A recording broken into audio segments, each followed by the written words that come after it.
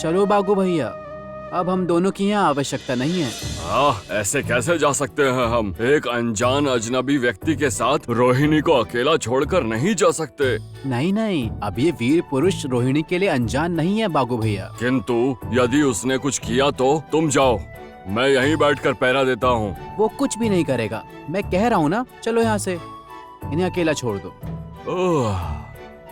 ठीक है, चलो, यदि रोहिणी की यही इच्छा है तो।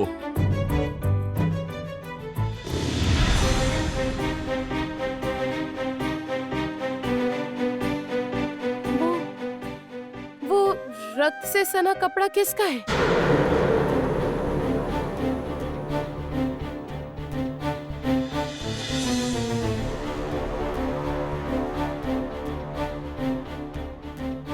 ये मेरे लिए संसार में उनकी अंतिम स्मृति है, जो कामिनी ने मुझे उपहार में दी है। कामिनी? यानी विजयनगर की राजमाता? हाँ, उस विजयनगर की राजमाता कामिनी। उसने मेरे मस्तिष्क पर एक बहुत बड़ी चोट का चिन्ह दे दिया है।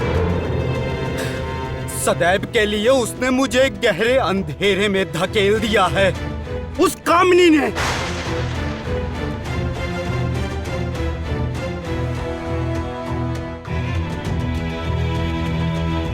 जानती हो राजकुमारी,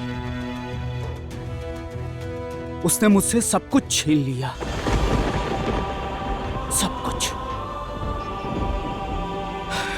सब कुछ छीन लिया उसने मुझसे, सब कुछ। मुझे बस याद है कि चारों ओर आग जलती हुई, चारों ओर जलती हुई आग, और कामिनी मुझे चोट पहुंचाई जा रही है, और मुझे कुछ भी याद नहीं, कुछ भी याद नहीं, कुछ भी याद नहीं।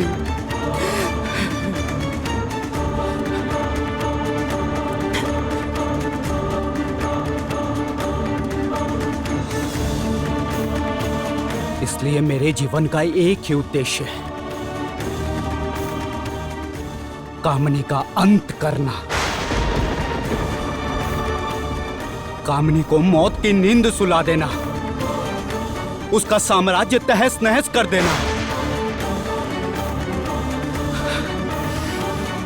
अपने जीवन के पीछे छुपे रहस्य को ना जान पाने का कष्ट कितना पीड़ादायक होता है राजकुमारी। यह मैं तुम्हें कैसे समझाऊं राजकुमारी,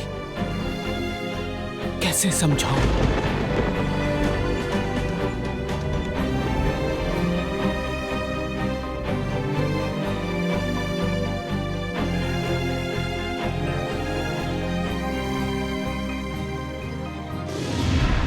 ऐसा नहीं हो सकता, नहीं, ऐसा बिल्कुल नहीं हो सकता, नहीं हो सकता। मेरा जादुई गोला। कामिनी तनिक शांत हो जाओ, तुम शांत हो जाओ। शांत होने के लिए क्यों कह रहे हैं मुझे? आखिर कैसे शांत हो जाऊं मैं? आपने देखा नहीं अभी क्या हुआ? इसके बावजूद शांत रहना असंभव है। नहीं हो सकता, नहीं हो सकता। जो कामिनी को मात देने की क्षमता रखता है, यदि वो मुझे मिल जाए तो मेरा युद्ध अत्यंत सरल हो जाएगा। बार बार कोई मुझे मात देने का प्रयास कर रहा है, बार बार। मैं ऐसा होने नहीं दूंगी, और मैं जानती हूँ इसकी उत्तरदायी है ज्योत्सना। है तुमको होगा कामिनी, जो तुम्हारा अंत करेगा उससे। वो दिन ज्यादा दूर नहीं है कामिनी। ध्यान से सुनने पर उसके कदमों की आहट सुनाई देगी कामिनी। जब मैं इतने वर्षों तक ज्योत्सना को अपने पैरों के नीचे रख पाई हूँ, तो इस अनजान शक्ति को भी अपने पैरों के नीचे ही रखना होगा, रखना ही होगा। जो मुझे सबसे प्रिय है, मैं उसके सर पर हाथ रखकर कहती हूँ, अब मैं सब कुछ जलाकर राख करके रख दूंगी, समाप्त कर दूंगी सबको। अब इस बार प्रलय आएगा, प्रलय।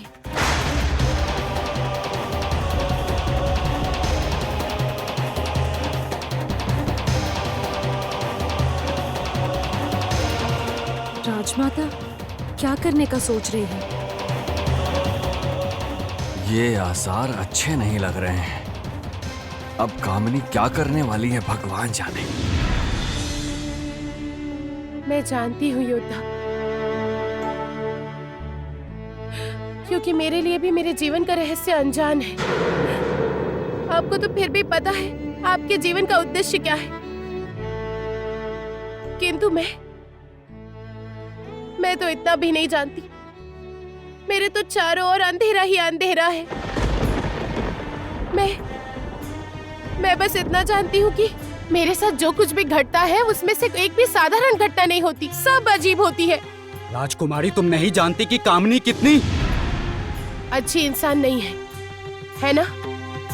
ये मैं जानती हूँ, क्योंकि मैं और जयनाग राजकुमारी मोहिनी से मिल चुके हैं। क्या? कहाँ? कब?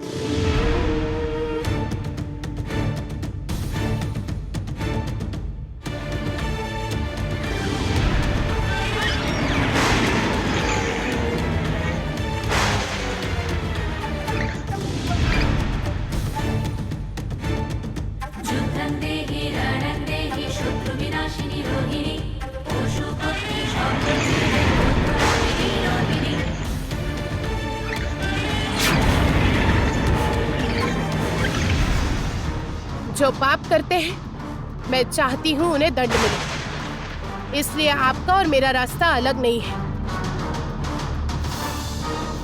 अच्छा, यदि हम दोनों मिलकर उनसे युद्ध करें तो मुझे अपने साथ ले चलेंगे?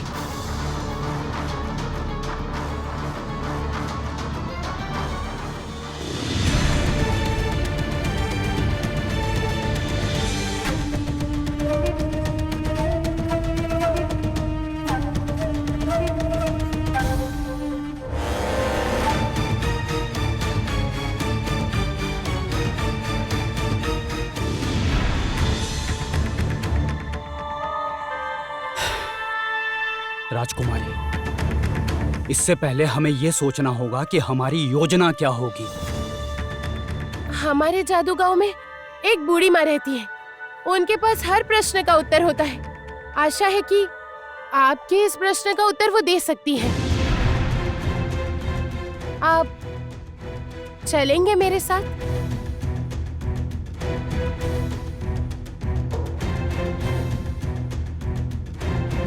अवश्य चलूंगा। चलिए।